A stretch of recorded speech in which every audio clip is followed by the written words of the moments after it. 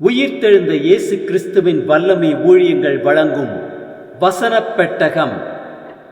இயேசுவே கர்த்தர். இயேசுவையே தேவன் ஆண்டவரும் கிறிஸ்துவுமாக்கினார். இயேசுவே ராஜாதி ராஜா, கர்த்தாதி கர்த்தா. கிறிஸ்துவே மரித்தோர் மேலும் ஜீவனுள்ளோர் மேலும் ஆண்டவர். கிறிஸ்துவே போதகரும் ஆண்டவருமாயிருக்கிறார். வசனப் பெட்டகத்தின் இன்றைய தின கருப்பொருள் மன்னிப்பு. மன்னிப்பு மன்னிப்பு உமக்கு பயப்படும்படிக்கு உம்மிடத்தில் மன்னிப்பு உண்டு. மன்னிப்பை குறித்ததான வேத வசனங்களை பார்க்கலாம். கொலோசையர் 3:13 வாசிக்கிறோம். ஒருவரை ஒருவர் தாங்கி ஒருவர் பேரில் ஒருவருக்கு குறைபாடு உண்டானால் கிறிஸ்து உங்களுக்கு மன்னித்தது போல ஒருவருக்கொருவர் மன்னியுங்கள். சங்கீதம் 86:5 வாசிக்கிறோம். ஆண்டவரே, நீ நல்லவரும் மன்னிக்கிறவரும், உம்மை நோக்கி கூப்பிடுகிற யாவர் மேலும் கிருபை மிகுந்தவருமாயிருக்கிறீர். மத்தேயு 6:15 வாசிக்கிறோம். மனுஷருடைய தப்பிதங்களை நீங்கள் அவர்களுக்கு மன்னியாதிருந்தால் உங்கள் பிதா உங்கள் தப்பிதங்களையும் மன்னியாதிருப்பார். 1 யோவான் 1:9 வாசிக்கிறோம்.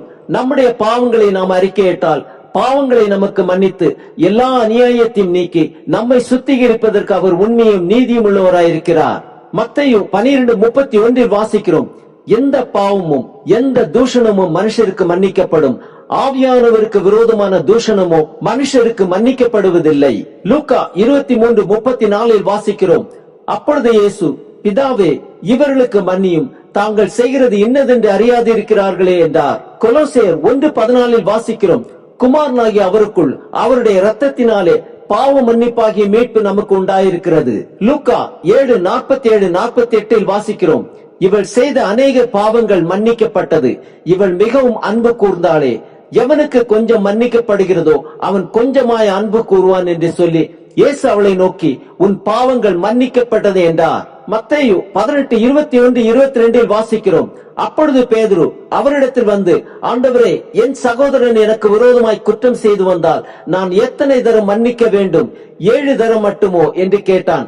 அதற்கு இயேசு, 7 தரம் மாத்திரம் அல்ல, 770 தரம் மட்டும் என்று உனக்கு சொல்லுகிறேன். எபேசியர் 1:7 வாசிக்கிறோம்.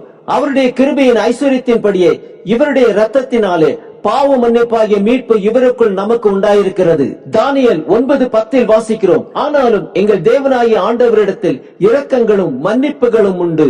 மத்தேயு 26:28 வாசிக்கிறோம். இது பாவ மன்னிப்புண்டாகும்படி அநேகருக்காக சிந்தப்படுகிற புது உடன்படிக்கைக்குரிய என்னுடைய இரத்தமாயிருக்கிறது.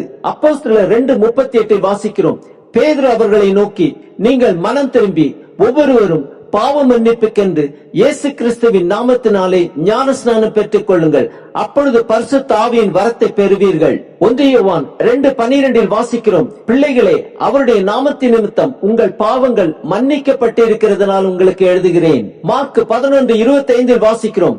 நீங்கள் நின்று ஜெபம் பண்ணும் பொழுது ஒருவன் பேரில் உங்களுக்கு யாதொரு குறை உண்டாயிருக்குமானால் பரலோகத்தில் இருக்கிற உங்கள் பிதா உங்கள் தப்பிதங்களை உங்களுக்கு மன்னிக்கும்படி அந்த குறையை அவனுக்கு மன்னியுங்கள். அப்போஸ்தலர் 10:43 வாசிக்கிறோம். அவரை விசுவாசிக்கிறவன் எவனோ அவன் அவருடைய நாமத்தினாலே பாவ மன்னிப்பை பெறுவான் என்று தீர்க்க தரிசிகள் எல்லாரும் அவரை குறித்தே சாட்சி கொடுக்கிறார்கள் என்றான். ஆம், ஒருவரை ஒருவர் தாங்கி ஒருவர் பேரில் ஒருவருக்கு குறைபாடு உண்டானால் கிறிஸ்து நமக்கு மன்னித்தது போல ஒருவருக்கு ஒருவர் மன்னியுங்கள்.